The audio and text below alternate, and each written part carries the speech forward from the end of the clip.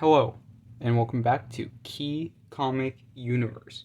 Today I'm going to be talking about why I don't usually buy a lot of stuff online, especially off of a place called eBay. But before I get into the video, please like, comment, and subscribe. And if you're not already subscribed, I would highly recommend it. I got new videos coming out, new stuff always being released, and also check me out on Instagram at Key Comic Universe, same exact username, where I talk about other books, do other stuff on there, and also do sales. So, some pretty sweet comic deals out there. So, I'm going to get into this video, and I'm going to go over a few different reasons why I don't really always like buying online, especially from eBay, but also from some other places. So, the topics I'll cover are grading, packaging, payments, and shipping, which is kind of tied in with packaging. Just I'm going to talk about a little bit of a different aspect, and then we're going to talk about how I do my online sales and how I've tried to differentiate myself from these issues that have occurred with other sellers. So first off, grading. My grading. Now, whenever you're on eBay, I noticed two things that happen a ton. Number one, the person doesn't have any grade listed for the book. They just say, it's okay. It's nice. It's good. And not like a 2.0 good. They're like, it's good. And it's like, huh? What is this? What do you mean it's good? What do you mean it's nice? So in those cases, you're doing the work. You're basically grading the book as well. And, that's a good thing. Always be aware that you might have to grade the book in image, because a lot of times the grade's either not listed or it's going to be completely inaccurate. So the issue is like, why can't you just give a rough estimate or anything like that? And now I know that some people sell comics on eBay who aren't comic collectors or don't know anything about comics, but 5-minute Google search will show you a lot of results for how to get at least a rough grade on comics. Okay, so secondly, inaccurate grading. I have been down that rabbit hole so many times with buying books and the books coming back a completely different grade. So, for example, this Justice League of America number 5. Now, the person had it listed at, I believe, and I bought this book a very long time ago, but if I remember correctly, this book was at like a 4.0 or 5.0, something like that they had listed at. And I was like, looking at the image, I'm like, that's not a 4.0 or 5.0, and I'll bring you in close on this. Now, of course, I was able to recognize it, and I did not overpay because, while other people recognize that, this is nowhere close to that when it was on auction. But, like, most of the spine is split, like, probably a third of it is split, with tears in it, a huge crease down the center. Luckily, the staples are still attached, but that's really the only good part. And the page quality is also pretty good. I mean, hey, nice page quality. But at that time, I was like, no, that's not a 4.0 or 5.0. Luckily, I didn't buy it as a 4.0 or 5.0. But I've seen other comic books come up for sale where someone will say, oh, this is VF, when it's clearly like, a 5.0, maybe 5.5. And people will just go ahead and spend what VF is worth on it. Not even really checking out the grade, it seems, or the images well enough to see, oh, hey, that's definitely something very different. So, just inaccurate grading. Don't fall into that pit. It sucks. Always make sure you're doing your own grading, making sure it lines up with what your grading would be. And also, if a book is listed as a VF, try not to spend VF prices, especially on eBay, just in case. And another example of grading, which is kind of funny, is these Avengers books. Yes. Now, these are two completely different grades. I'm going to try to get these up and focus. But one of the books is a really nice, VF range copy. It looks really nice. Really good. And then you have this one, which has a lot of issues. Spine roll, paper, tons of tears, creases, soiling, literally everything. Now, I'm going to name the company, but I bought both of these books from the same company. And both of these books were only a few grade differences apart. This one was listed as, I believe, like an 8.0, and this book was listed. Now, here you go. As a 6.0 with no image. Now, this company in the past I had used when I was a lot younger, like, when I was first getting into comic collecting, because they have really, really good prices on books. And now, for both of these books, the prices were almost exactly the same. And I was like, oh, sick, I'm about to score huge because these prices are both really low. Cool. And I get them in. And this book, super nice. And this book, what is going on? So, you just have to be aware of, companies and how they grade. Typically, what I like to do when I'm trying out a new company that I've never used before, like a new comic book store or anything like that, I always buy small and then work my way up. And this company used to be known for, used to, way back in the day, used to be known for pretty accurate grading, and it seems like their quality has definitely declined. But anyways, that's just another example. So even with like companies that people don't like or trust, just always make sure by doing like a small order, making sure that, hey, this is accurate. And the same company, I had ordered a couple of other books as well, and some of the books came back like that were listed at like 6.0 or 7.0, came back looking way better. And after doing a thorough exam, I would be like, oh wow, that's a couple grade points higher. And other books that were listed as near mint would come back as like a 6.0, and it's like, oh. So yeah, that company, pretty unfortunate. Okay, so that's kind of like the grading section. Just always be aware of grading. Make sure you can get photos if possible. All that type of fun stuff. Next, packaging. Now, packaging with eBay is really hit or miss. You have people who package the book like it's a vault, where it's almost impossible to get the book out. Which I don't mind. I'd rather have the book be extremely protected than not protected at all. And then you have people who are just like, oh, hey, that manila envelope? Well, let me put this $100 book in a manila envelope, ship it with no backboarding or bag, just nothing, just book in envelope. And that's where it's kind of like, oh, well, that's unfortunate. And that's what leads me into this book. Now, this book, another book out on auction, this book had no listed grade with it, but looking through the pictures, this book was easily a VF condition book. And at the time, this book was actually worth some, and it's still worth some money. Decent chunk of change. Now, I got really lucky because a lot of other people just didn't have interest in it, and I was able to get this book at like a super low price. Like, I just basically stole this book at such a low price. Like, I'm talking like, if you can think of like a really low price for this book in nice grade, I probably paid lower than that. But anyways, with this book, I was super excited, and they shipped it. And when it got in the mail, the packaging was this book in a in a plastic sleeve and with a manila envelope around it. And I was like, oh, that's not my book. No, it must be up on the, somewhere else. Maybe, the mailman forgot. Well, I get inside, open up, and, yep, that's the book. And, I was very upset about that. Now, this book, luckily, didn't really get damaged in the mail. There's, the only issue with it is that there's now a non-color breaking crease right down here on the corner. But, if I ever decide to get this book graded or anything like that, I'll just press it out, and I can almost guarantee that this book would come back as the same grade that I originally saw it in. But as of right now, I'm kind of putting out a little bit of a lower grade just to be safe. But it is a beautiful copy, just an amazing steal. I was just like, bruh, USPS usually destroys those types of packages. Ugh, please don't do that.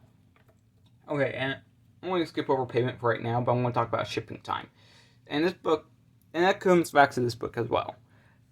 This book took over 2 or 3 weeks to get to me because the person shipped it media mail. Now, that's my other issue with eBay is people who ship media mail. Why are you shipping media mail? There's been many times where I've gotten a book in from USPS that was shipped media mail. And either A, the book took forever. It ugh, the book just seems like it's never going to show up.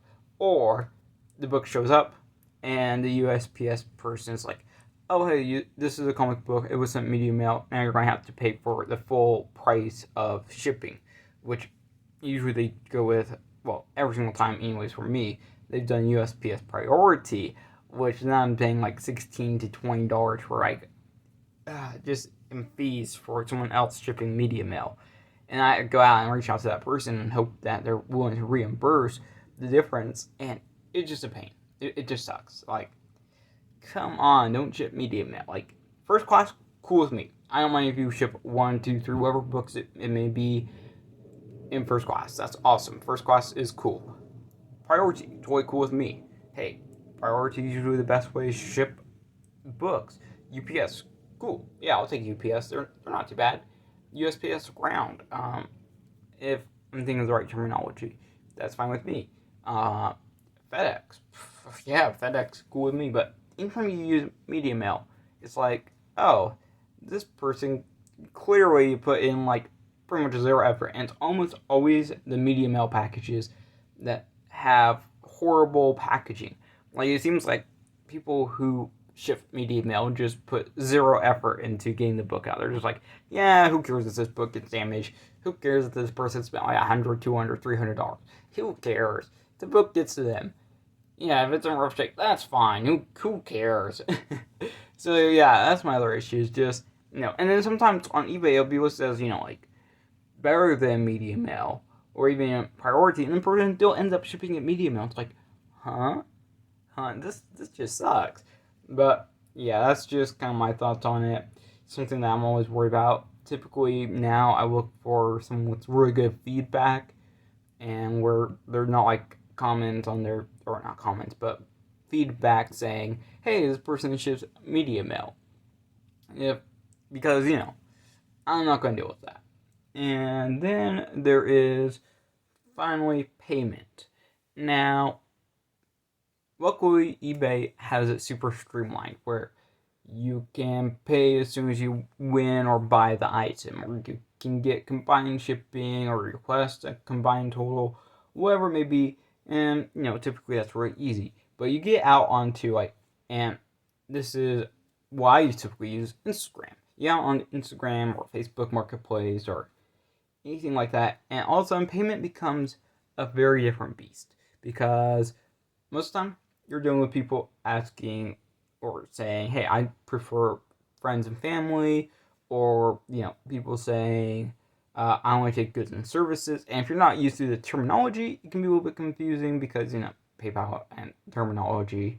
But anyways, it's not necessarily a bad thing, but in my experience, and this is what I do now and have been doing for quite a long time, is if the person is well established, has good relationships within the comic community, or someone that you're aware does good business, I don't mind paying them friends and family. I don't mind it, because, and also having a long history on whichever website they're using, that's always an added bonus. Or having references, also added bonus. In those cases, friends and family, totally cool with me. Totally cool. But for literally anyone else, I'm going to do GS. Goods and services, every single other time. Except for unless it's someone that's starting out and I have a good relationship with them, then, I'll give them the benefit of the doubt. But yeah, pretty much any other time, it's always goods and services, because there are people out there who will scam you. If you were on Instagram just, I think last year this happened, or earlier this year, when Inked Out was all over Instagram, yeah, that's one of the cases where it seems like an established seller who is actually just ripping people off. So you have to be aware of this and just be on top of it. Make sure you're always checking everyone's information stuff. And this isn't like a thing saying that Instagram sellers are bad. I'm an Instagram seller, but just always be aware and just always be double checking. That's kind of like the best advice I can give for buying on different platforms. Is just always double check every single last detail for yourself before you buy anything. Yeah, I forgot about this topic, which is incorrect listings. I've also seen listings where things are completely incorrect. For example, a few days ago, someone was selling an Amazing Spider-Man, and I think it was, 375. 375, and the image was a 9.6, but the description said a 7.5. So I scroll back up to the image. The first 2 or 3 images were of a 9.6, and then the next image was of a 7.5 and just one image of that. So I'm like, this is kind of confusing. So I scroll down to the description, and they're like, up for sale, Spider-Man 375, CGC 7.5. I'm like, oh, okay, so 9.6 isn't available. They're just kind of showing it. And then below that, they said 375 pictured to show that we have it in stock. Or something like that, or that is up for auction. So it's like, huh? What is this? Why would you do this? And also another website I use. And this is a website I still use, but I had to check some of their stuff here and there. And this company, single books, super amazing. They're really good at doing single book, but they also do lots. And I've learned that sometimes for their lots, they get the wrong image with the wrong description. So, yeah, that's just something else to look for. Double check that the issue numbers match what the images are showing if it's available. And, also just always be checking that things just line up. Gotta make sure everything makes sense. And that, it's not like some bait and switch where it's like, oh yeah, I'm showing Amazing Spider-Man 375, CGC 9.6, but it's not. It's not. And, that's just something to be aware of again. So, this is how I've realize these issues and try to improve upon. Number 1, grading. I double check all my grading multiple times. It's not just like a one and done. I often just about always go back and double check. For example, I'm going to use this Avengers, which I do have graded out, and boom. I also include grading notes on the back of all my more higher end books, just so everything's accurate. This one I personally consider 7.0. I was thinking 7.5 when I first got it, but I did change my mind on that, just based on some additional minor issues I felt like just couldn't be overlooked or would affect the grade more than I initially thought. Number 2, packaging. I typically use Gemini mailers and for graded books, when I do sell graded, I use bubble wrap, additional cardboard inside the box, and just make sure everything's all good. So I always use boxes. I never send anything in envelopes. Also for my comic raw books, I do include pull tabs because I hate when people just don't send things with pull tabs. So I'm trying to make that a thing, or I have made that a thing for all my raw book orders, is pull tabs. And as far as I'm aware, I haven't missed any since I started doing that. Next, payment. For payment, I will do pretty much PayPal, friends and family, or GNS, depending on what people are comfortable with, leaving up both options. I also take other forms of payment, so, always giving the best options and most options when I can. And then shipping time, I ship within 24 hours of an order coming in, whether it's a weekend, weekday, whenever it may be. You pay me, 24 hours later, your package will be in the mail, except for on Sunday. Sunday is the only exception because, it's not like the post office is open. Unfortunate. But if they ever do start opening on Sundays, easy. I'm getting your package in Sunday now. And then, finally for listings, I always double check my listings. I do pretty much all the listings myself right now. Don't really have anyone else really doing those, but, I'm doing them. And it gives me the ability to make sure I get all my information correctly, inputted and all that type of fun stuff. So, yeah, I always try to just improve upon what I'm seeing others doing and based upon my own, dealings with other comic book people. And, I try to make buying for me as easy and as streamlined as possible. I'm not going to, make you jump through any hoops or anything like that. As soon as you have sent me the payment, you don't have to worry about anything. And to this day, I still don't have, anyone out on Instagram saying, oh yeah, this person's a horrible seller or anything like that. Almost perfect, I would say pretty much perfect feedback across the board. I'm always willing to work with people. I'm always willing to work out a deal. And yeah. So that's where I've improved at. If you want to see kind of what I'm talking about, check out my Instagram. I do sales on there so you can see that, hey, people are getting their books in and there aren't really any negative reviews. Plus, plus eventually going to start doing more eBay sales eventually, and yeah, also I do in-person events now, so I also have that going. So yeah, if you haven't done this yet, please like, comment, and subscribe. If you're not already subscribed, once again, I'd highly recommend it. It would be pretty cool of you. And check me out on Instagram, as I just mentioned. Try to give some good reasons for it, but yeah, if you haven't, definitely do it. Thank you for watching. If I missed anything, that is a struggle with buying online, let me know. I didn't talk about any scams in this video because I feel like that's a completely different subject. This is just for people who are actually selling comic books and not scammers, because I feel like those are two completely different things and deserve a whole different video talk on that topic. But otherwise, I'll see you guys all in the next video. Peace.